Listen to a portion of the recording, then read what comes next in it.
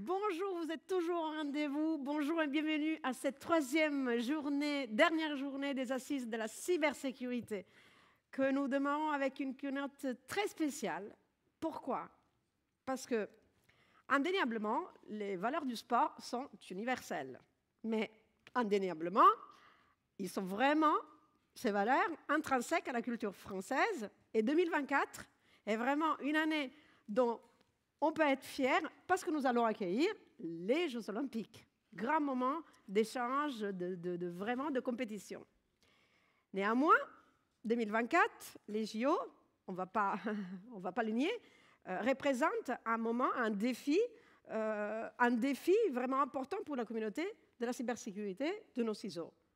Aujourd'hui, on a envie de démystifier ce qui va se passer sur cette année, comment on se prépare à cette année avec une keynote présentée par notre partenaire historique qui est Cisco. Donc, je laisse les intervenants en dire davantage et j'ai le plaisir d'accueillir France Régul, Eric Greffier, Anthony Greco, tout spécialement venus des États-Unis. Pour nous, un grand merci. Thank you so much.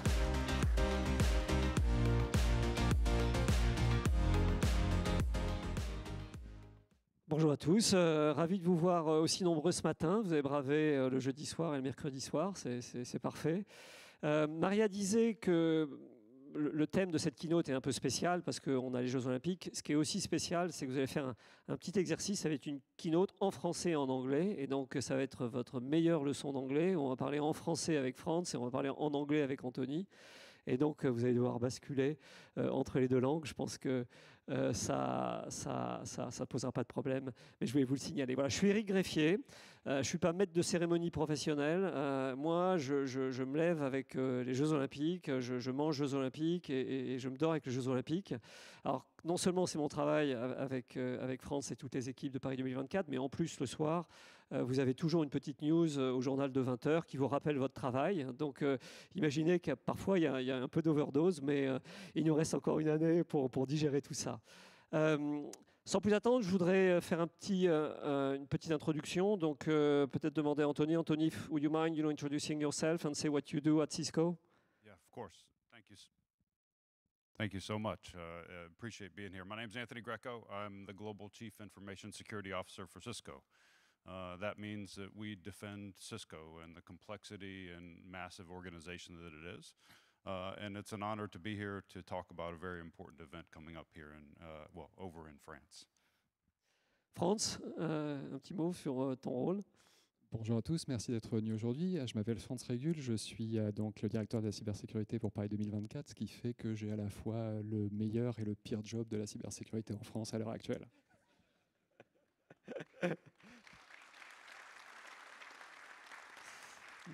Merci pour lui.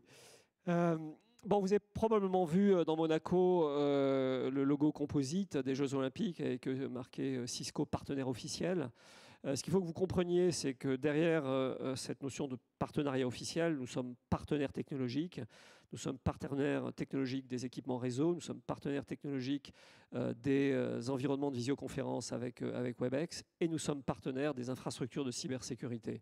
Donc notre rôle au niveau de la cybersécurité est unique dans le cadre de Paris 2024. C'est la première fois dans l'histoire du partenariat de Cisco avec les Jeux Olympiques que nous avons aussi, on va dire, cette responsabilité ou que cette responsabilité est associée avec les Jeux. Pour autant, ce n'était pas une première de pouvoir supporter les grands événements sportifs dans le cadre de la cybersécurité, puisque nous avons également un partenariat avec la NFL. Et pour nos amis américains, protéger le Super Bowl, je pense que c'est presque aussi important que protéger les Jeux Olympiques. Donc on a beaucoup d'expériences, d'ailleurs, dont on a tiré parti quand il a fallu se mettre devant une page blanche il y a 3 ans avec toutes les équipes Paris 2024. Un autre petit point aussi d'introduction, avant que je laisse la parole aux deux invités. Juste vous rappeler notre stratégie en 2 mots, de façon assez simple. Notre rôle, c'est de fournir des environnements de protection au niveau de l'utilisateur, bien entendu, qui inclut la partie réseau, des environnements de protection pour tout ce qui est accès aux services applicatifs cloud ou aux services cloud en général, et apporter un environnement de détection et de réponse, d'XDR, tout ça en fournissant des services d'intelligence de la menace en termes de sources d'information. Alors si je me permets de faire cette petite minute de rappel sur notre stratégie, c'est parce que c'était quand même le point de départ des discussions qu'on a eues avec Paris 2024 et qu'on a peu ou prou, on va dire, exécuté. On a quand même beaucoup exécuté et on va rentrer un petit peu dans les détails sur ce sujet-là. Voilà ce que je voulais dire en introduction. Mais sans plus attendre, je vais me tourner vers Franz et on va vous donner quand même un petit aperçu de ce que sont, on va dire, les Jeux Olympiques en grands chiffres. Franz, s'il te plaît. Voilà, alors peut-être un rappel pour commencer, pour ceux qui sont le moins familiers. Le comité d'organisation des Jeux Olympiques et Paralympiques, c'est l'association qui est en charge de la conception, de la planification et de la livraison des Jeux, c'est-à-dire les cérémonies et les compétitions. Nous, on ne fait pas de BTP, on ne fait pas le village olympique, on ne fait pas le centre aquatique, on fait vraiment cette compétition. Et on vous a mis quelques chiffres, je ne vais peut-être pas tous les détailler, mais pensez sur la partie gauche, ce sont les chiffres institutionnels, en quelque sorte, c'est notre contexte métier. Quand on dit qu'on a plus de 26 000 accrédités médias, ça veut dire que ces accrédités, il va falloir à un moment donné leur délivrer leur accréditation. Et puis quotidiennement, pendant 2 fois 15 jours, il va falloir les contrôler, ces accréditations, plusieurs fois par jour. Quand on dit qu'on a 10 500 athlètes, ça veut dire qu'avec nos partenaires en charge de l'accueil au village olympique, on a 40 000 repas par jour à délivrer. On est le plus grand restaurant du monde pendant les opérations. Et puis à droite, on va trouver les éléments un petit peu plus techniques. Donc 6 000 écrans sur site, 10 000 postes de travail, plus de 200 applications. Alors 200 applications, ça ne fait pas forcément rêver. Il faut quand même se souvenir qu'il y a 5 ans, il n'y avait pas d'application et que dans un peu plus d'1 an, il n'y aura plus d'applications non plus. Donc c'est un vrai challenge en matière de technologie. Et déjà, ces chiffres, ils vous montrent sans doute qu'on ne fait pas que de la bureautique, que l'IT pour les Jeux Olympiques, que la technologie pour les Jeux Olympiques, c'est loin d'être uniquement ça. On en fait, bien sûr, on a des systèmes corporate, mais on a également des systèmes métiers qui sont au cœur de la livraison des jeux et de l'expérience. Et pour illustrer ça, je vais vous demander de réfléchir un petit peu à votre souvenir olympique. J'imagine que si vous êtes là aujourd'hui, c'est parce que vous avez des émotions. Et j'avais demandé à Eric, alors Eric, est-ce que tu peux nous partager un souvenir olympique ? Oui, donc pour moi, le moment le plus fort, c'est vraiment le 100 mètres nage libre avec la victoire d'Alain Bernard sur quand même une distance iconique. Et c'était un Français, puis c'est la première fois qu'on était vraiment bon en natation, j'ai envie de dire. Et donc j'avais vraiment un souvenir marquant. En plus, ça a généré énormément ensuite de succès en natation. Voilà, c'était mon souvenir. En plus, c'est un très bon choix parce que vous vous souviendrez qu'il était là l'an dernier, qu'il avait fait une keynote également très intéressante. Donc, ce souvenir, c'est le genre d'émotion qu'on espère apporter aux fans du monde entier avec les Jeux. Et ça illustre bien ce qu'on fait. C'est-à-dire que si Eric a pu voir Alain Bernard remporter ce titre olympique, c'est parce que cette épreuve sportive a été broadcastée. C'est-à-dire que OBS, le broadcaster officiel des Jeux, a pu capter les images, a pu les diffuser dans le monde entier. C'est parce que les commentateurs ont pu avoir des informations, des statistiques, des résultats à partager avec les téléspectateurs. C'est parce que Alain Bernard a pu accéder au site. Il a pu accéder sur le site via son accréditation. Il a pu prendre une navette pour rejoindre le site de compétition. Il a pu être accueilli au village, nourri. Il a pu accéder aux installations pour s'entraîner durant les jours précédant son épreuve. Et donc, si on regarde un petit peu cette slide, c'est une vue d'artiste du Stade de France pour l'année prochaine. Donc, ça donne une idée un petit peu de l'ambiance qu'on espère avoir. Mais ça, c'est mon outil de travail. C'est l'ordinateur, c'est notre système industriel et c'est un échantillon du genre de fonction que notre système technologique délivre. On l'a mentionné, le broadcasting, le chronométrage et l'arbitrage, le Wi-Fi pour les populations accréditées, l'information des commentateurs qui leur permet de faire leur travail, qui leur permet de connaître toutes ces anecdotes et ces statistiques improbables qui semblent sortir de nulle part. Le contrôle d'accès physique pour les spectateurs, pour les accrédités, les systèmes d'affichage et au-delà de ça, tout ce qu'on ne voit pas, toute la logistique pour accueillir plus de 10 000 athlètes, plus de 200 000 accrédités en tout, au quotidien, donc transport, restauration, hébergement, organisation. Ça, en gros, c'est ma supply chain que vous voyez. Merci. Honnêtement, c'est assez important de comprendre quel est finalement l'écosystème qui doit être cyberprotégé. Et donc, on arrive à peut-être un autre chapitre de la discussion qui est de rentrer un petit peu sur l'évaluation de la menace, ou comment toi tu vois, Franz, la menace déjà passée, mais surtout à venir. Alors là aussi, ceux d'entre vous qui étaient à l'atelier de mon collaborateur Jérémy hier seront familiers de la slide. La menace pour nous, c'est quelque chose de très réel. Les jeux ont déjà été attaqués par le passé et on sait bien qu'ils seront à l'avenir. Là encore, sans revenir sur le détail, l'année zéro, c'est évidemment Pyeongchang en 2018. Pyeongchang, ce sont les Jeux Olympiques d'hiver qui ont été victimes du Ver Olympic Destroyer, qui aurait pu compromettre la tenue de la cérémonie d'ouverture. Et nous, dans le monde olympique, on considère que la cérémonie d'ouverture, c'est à peu près 40% du succès d'une Olympiade. Donc c'est évidemment quelque chose de critique. C'est aussi pour les gens, pour les humains qui ont participé à ce projet fantastique, une étape clé, cette cérémonie d'ouverture. Donc ça aurait été 4 ans de travail passé par la fenêtre. Donc on sait que la menace, elle existe parce que on coche à peu près toutes les cases aujourd'hui vis-à-vis des différents acteurs de la menace, c'est-à-dire que les jeux, c'est l'événement sportif le plus regardé sur la planète. Donc cette image très très forte, elle attire les hackers opportunistes, elle attire les activistes de tout poil. On a un chiffre d'affaires rien qu'avec la billetterie qui dépasse le 1 milliard d'euros. Donc évidemment, les acteurs criminels, les cybermafias sont intéressés. Et puis, on est au cœur d'enjeux géopolitiques qui nous dépassent largement et qui font que, naturellement, les acteurs étatiques également, ceux qui auront un compte à régler avec le mouvement olympique, avec ces grands acteurs ou avec la France, vont être intéressés par nos opérations. Donc, ce qu'on voit là, c'est qu'on a une croissance continue de la complexité et de l'intensité des menaces. Et concrètement, nous, aujourd'hui, il y a 3 grandes familles de risques qu'on considère à l'échéance des Jeux de l'an prochain.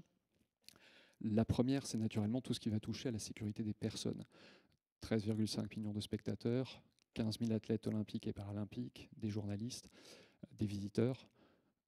Tous les systèmes qui sont impliqués dans leur sécurité physique sont prioritaires pour nous. Donc les systèmes de contrôle d'accès, les systèmes de protection vidéo, de contrôle d'intrusion sont l'objet de toutes nos attentions. On a une deuxième catégorie de risque qui va tourner cette fois-ci autour des opérations elles-mêmes. Donc là encore, on est au cœur de notre métier. Livrer les épreuves, livrer les cérémonies. S'il n'y a pas de chronométrage arbitrage, s'il n'y a pas capacité de broadcaster une épreuve, c'est une catastrophe de notre point de vue. Les gens attendent ça et notre business model attend ça également. Et puis, troisième et dernière catégorie de risques qu'on identifie, c'est tout ce qui va tourner autour des atteintes à l'image et l'atteinte à nos revenus, donc les deux étant étroitement liés. Les Jeux Olympiques, c'est une marque extrêmement puissante. C'est aussi une organisation qui finance le mouvement sportif dans le monde entier. Et donc, la protection de notre présence sur les réseaux sociaux, la protection, certains d'entre vous sont sans doute membres du Club 2024, qui mobilise les fans en France et dans le monde, c'est extrêmement important. Et puis naturellement, je l'évoquais, la billetterie. Il s'agit de s'assurer que les fans, les spectateurs soient protégés lorsqu'ils utilisent la billetterie et les services de Paris 2024. Peut-être je peux te poser une question complémentaire parce qu'il y a eu beaucoup de chiffres qui sont sortis dans la presse et donc c'est peut-être l'occasion de remettre finalement ce qui est attendu un peu en perspective, même si ça reste que des estimations aujourd'hui. Oui, alors vous verrez beaucoup de chiffres. Vous savez comme moi qu'il faut se méfier de la différence entre des événements de sécurité et des cyberattaques. Moi, j'ai fait quelques recherches. Alors, notre autre partenaire Eviden utilise souvent le chiffre factuel de ce qu'ils ont vu à Tokyo, qui était 4,4 milliards d'événements de cybersécurité pendant la quinzaine. Donc, c'est un chiffre qui vaut ce qu'il vaut. Ce qu'on attend surtout, c'est une augmentation d'un facteur de 8 à 10 entre ce qui s'est passé à Tokyo et ce qui devrait se passer à Paris. Et quand on cherche un petit peu des statistiques, moi ce que je vois, c'est que dans la trentaine de secondes, un petit peu plus qu'il me faut pour répondre à ta question Eric, je verrai à l'été 2024 autant d'attaques que la moyenne des organisations pendant tout le mois. Donc c'est un petit peu l'ordre de grandeur de ce à quoi on peut s'attendre. Merci beaucoup. So let's switch in English because more or less, you know, I can have the same question for Anthony, which is what are the types of threats that we are expecting, you know, at Cisco for next year, or what we are seeing right now, again from our own experience, but as well with our engine of intelligence. Yeah, I think when you think about the threats that we're all facing as entities that live on the internet, there's a lot of context that's necessary to really categorize them. You know, when we think about our own business operations, we think about the complexity of our supply chain and thinking about threats that may impact both hardware and software as a part of our supply chain. We operate in 98 different countries around the world, so we have different geographic threats that are related to cybersecurity and thinking about what adversaries may be looking to do. Ultimately, many of these boil down to the same sets of threats that we're facing today. Risks of denial of service, risks of fraud and other financial related activities, risks related to intellectual property theft and stealing information. Increasingly, we see risks from not just the threats of intellectual property theft, but also from potentially destructive attacks. Not just those that are intended to steal information or hold your information at ransom, but instead intended to create an environment where your IT infrastructure does not operate. And so when we think about the threat landscape, it is vast, and there's actors out there, both nations and others, that are capable of many different attacks. Certainly when we think about going into the Olympics, we expect a lot of focus for the Olympics, as well as all of the partners that are a part of the Olympic Games will be a part of that. And not just those that are a part of the kind of core infrastructure of the Games. It also extends into critical infrastructure, so power and water and the related services, which are all necessary to support something like a big Olympic Games. Well, you said we are one of the most attacked, you know, companies. So how do we prepare? You know, this is a bit like the Cisco and Cisco view. What can you share, you know, with the audience? Yeah, so when we think about our own defense, we really think about it from a risk and understanding what those risks are and focusing primarily on resilience. How do we build an environment that can withstand the attack, recover from the business operations perspective, and ultimately continue to function as an organization?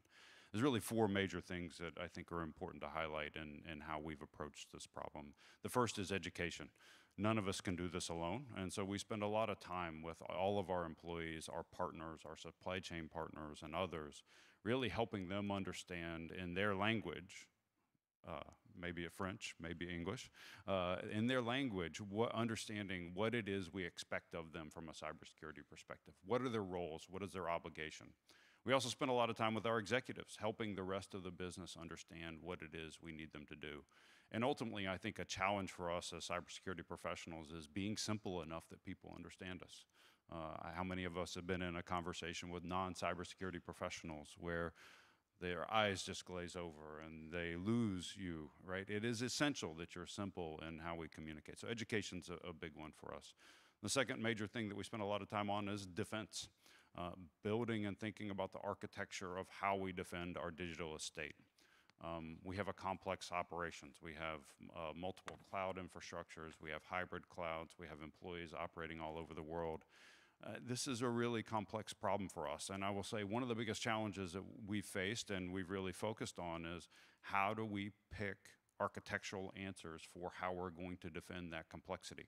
There's so many choices today. There's so many little things that you can do. How do you pick the couple of things that are really going to move the needle and deliver value from a security perspective? For us, that's been a focus on zero trust. We've been working on getting applications and all access to data inside of our enterprise behind a zero trust environment. That would allow us to attest to every user as they access that, the posture of the devices, where are they coming from, and do all of that important risk management. That's an important foundational architectural choice that we've made. The second thing that we focused on from a defense perspective is really platforms. You know, my own security team, which defends Cisco, found itself being one that was integrating more than it was defending.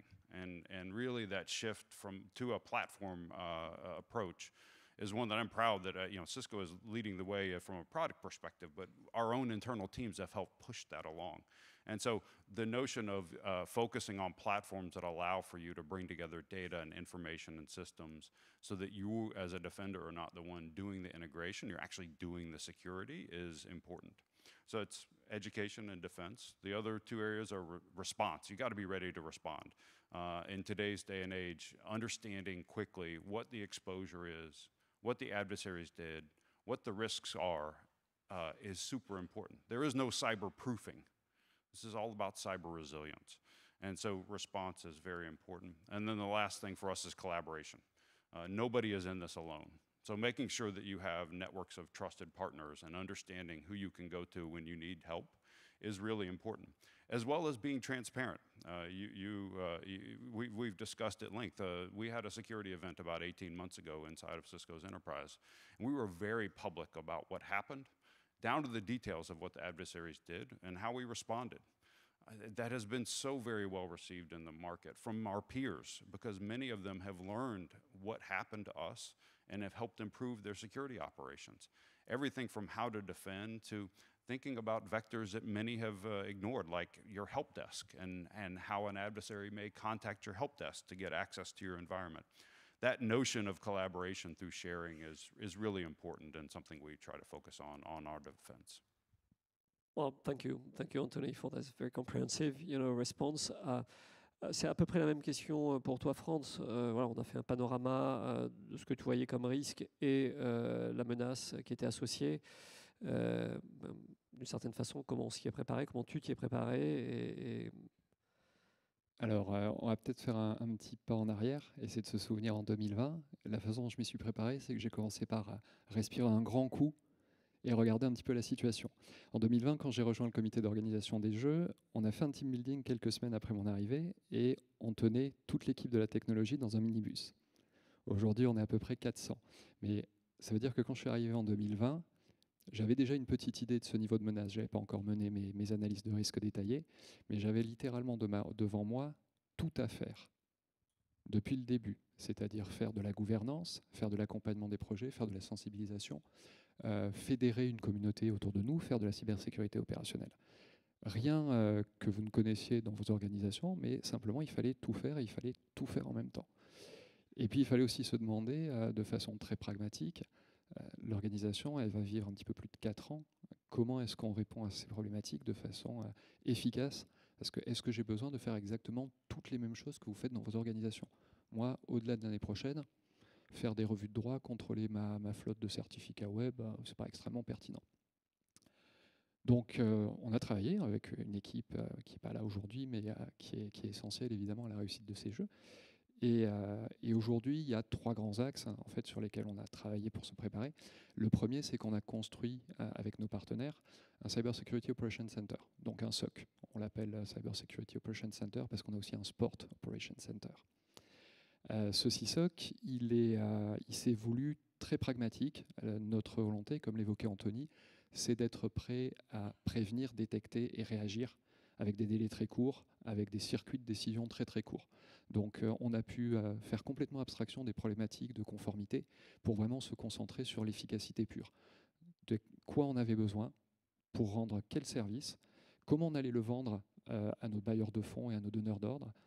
Et donc on a pu travailler avec les équipes de Cisco, avec d'autres équipes, pour faire quelque chose qui, ma foi, marche pas trop mal aujourd'hui, qui est construit sur de la threat intelligence. On a d'excellentes relations avec Talos en particulier, qui également utilise Cisco XDR, dont l'équipe me fait régulièrement l'apologie. Donc c'est vraiment notre tour de contrôle qui va, durant les opérations, suivre tout ce qui se passe avec une vision, encore une fois, très orientée disponibilité et continuité du service. Les équipes de réponse à incidents sont étroitement liées.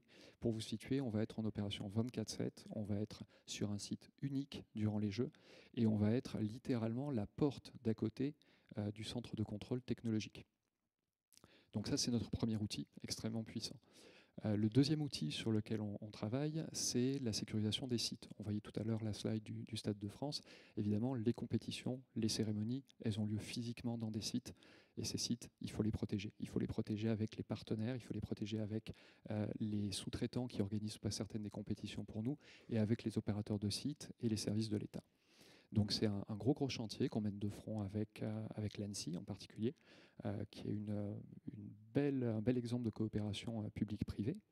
Et puis le troisième et dernier aspect important sur lequel on travaille, toujours encore une fois, en plus des problématiques que vous connaissez tous de sensibilisation, de gouvernance, de cybersécurité au quotidien, c'est de fédérer autour de nous un écosystème d'acteurs qui vont participer aux Jeux Olympiques.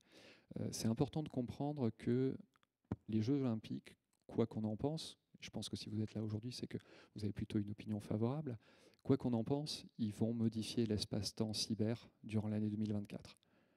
Durant l'année 2024, les acteurs qui s'intéresseront à la France, ils s'intéresseront aux Jeux qui se passent en France, et les acteurs qui s'intéressent aux Jeux, ils s'intéresseront à la France qui les accueille. Et ça, on l'a vu dans toutes les Olympiades précédentes. Regardez Sochi, 700 sites web russes défigurés, sans lien avec le comité d'organisation.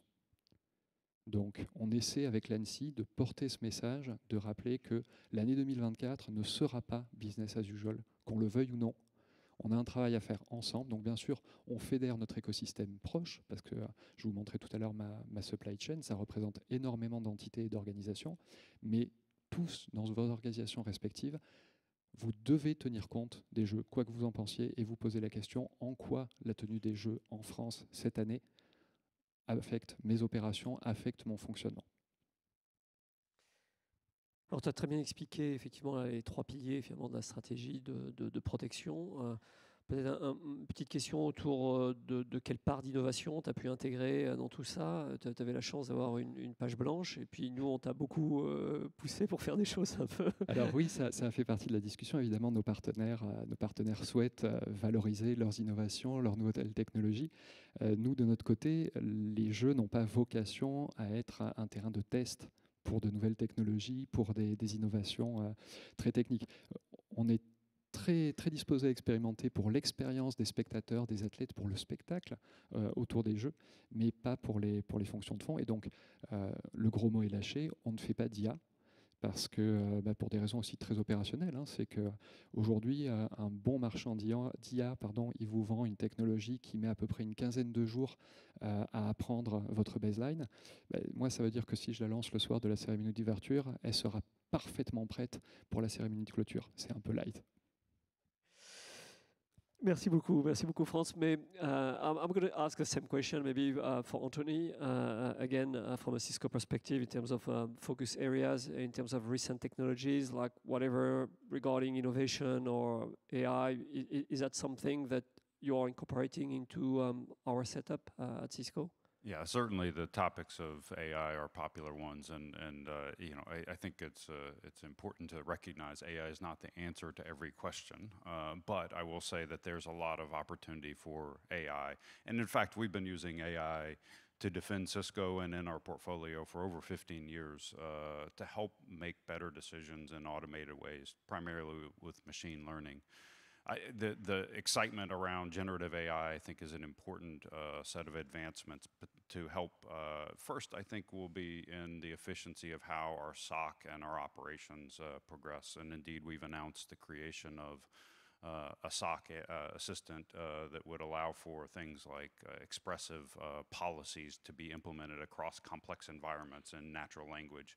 I think those are important advances around these technologies. But I also flip the innovation question around quite a bit, because as defenders and as people who are expected to manage risk at complex organizations, it's incumbent upon us to understand where technology is and what's happening. How many here have been asked, is it okay to use generative AI in some other part of your business, not just for security?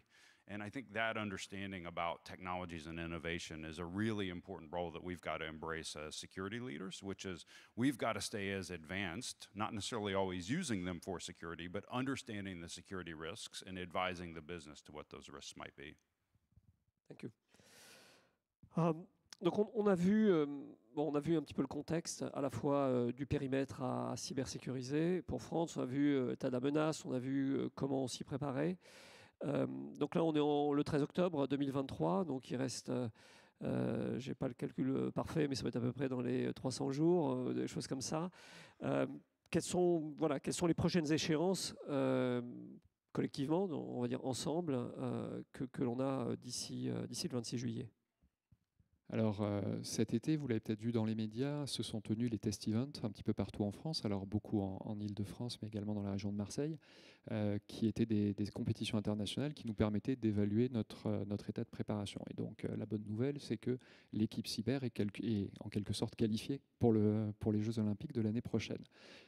Voilà, maintenant qu'on est qualifié, les choses sérieuses commencent. Ça veut dire qu'on a 1 an pour s'entraîner, pour se préparer, parce que l'objectif, c'est d'être au top de nos performances à l'été de l'année prochaine. Donc, on est en train de travailler avec l'ensemble de nos partenaires, avec notre écosystème, pour durcir notre état de préparation, pour être tout à fait prêt à l'été prochain. Sur le volet de la sécurisation des sites, on poursuit les travaux avec les services de l'État et avec les différents opérateurs. On sait aussi que l'expérience suggère qu'on aura des surprises, bonnes et moins bonnes, parfois jusqu'aux dernières heures avant les compétitions. Et puis, sur le volet de la mobilisation de l'écosystème, on a repris un slide qu'on a présenté il y a quelques semaines avec l'ANSSI, que vous trouverez d'ailleurs sur la chaîne Dailymotion de l'ANSSI, où on avait essayé de vous proposer quelques pas très pratiques pour vous préparer dans la perspective des Jeux. Donc, pas vous dire comment faire votre travail ou comment investir votre budget cybersécurité, mais rappeler qu'on existe un petit peu. Donc l'idée, c'était Q3, sans doute avant l'été, c'est pas encore trop tard, de commencer à se poser les bonnes questions. Q4, on est en plein dedans, profitez à faire de la sensibilisation, du training pour l'ensemble de vos utilisateurs, voir un petit peu où vous en êtes sur vos gestions de crise, vos procédures, pensez à vos opérations durant l'été 2024. Je sais que ce n'est pas un sujet très populaire, mais c'est le moment où on va commencer à penser congé et continuité d'activité, et ainsi de suite. Mais le message général qu'il faut garder à l'esprit, c'est que si vous avez des projets importants de cybersécurité pour l'année 2024, il vaudrait mieux les dérouler en Q1 ou en Q2 qu'attendre l'automne ou l'hiver pour les réaliser. Si vous devez faire du pen test, du red team, si vous devez faire du compromise assessment, mon intuition professionnelle, c'est que ce sera nettement plus utile durant la première partie de l'année. Je pense que son bon message pour vous tous. Encore une fois, ce slide est public, comme l'a dit France, et donc était disponible, et il n'y a aucun souci, vous pouvez le prendre en photo, et c'est pour vous. On arrive un petit peu à la fin de la keynote, donc le but c'est de faire un petit tour de conclusion. Peut-être je vais me tourner vers Anthony. Anthony, in terms of your experience, again, this is a lot this morning about experience sharing or risk sharing, whatever the word. What would be your recommendation again to the audience that would be meaningful? Yeah, there's 2 things that stand out to me. Is one, I think as an industry and as practitioners, I think we've got to continue to focus on preparing for when things go wrong. And I think we spend a lot of time focusing on defense, but I think today, indeed, in the threat environment that we're in, we need to focus on being ready for when things go wrong and how we respond to it.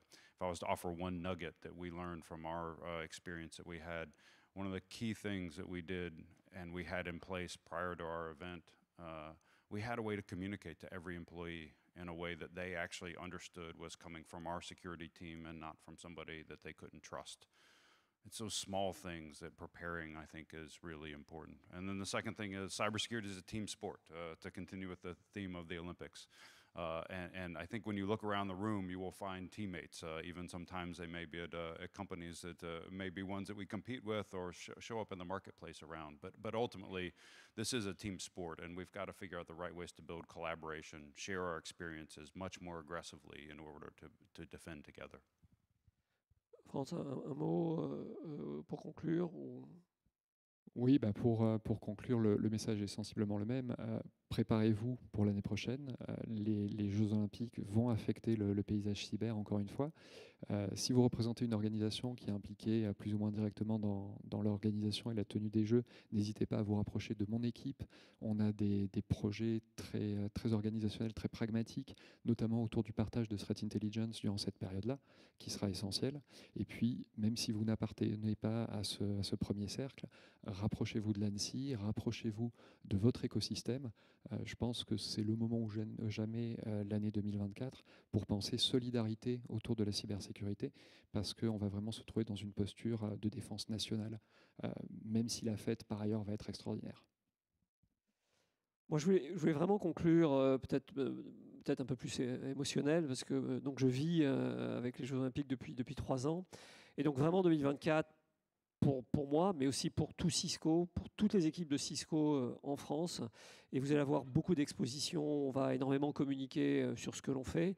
Ce rôle de partenaire de la cybersécurité et en général de partenaire officiel, c'est vraiment pour nous un des moments les plus importants, on va dire, de notre histoire. C'est le moment où en France, Cisco France va participer concrètement à la cybersécurisation des Jeux. Donc c'est un moment extrêmement charnière dans l'histoire de notre société. Moi, je suis très fier, bien entendu, de représenter Cisco France ce matin vis-à-vis de vous. Et toutes les équipes de Cisco seraient ravies de partager un petit peu plus. Et vous êtes vraiment les bienvenus sur le stand 224 au 2e étage. Voilà, je vais terminer là-dessus pour conclure. Je vous souhaite un bon appétit et peut-être au plaisir de se voir dans l'après-midi. À bientôt.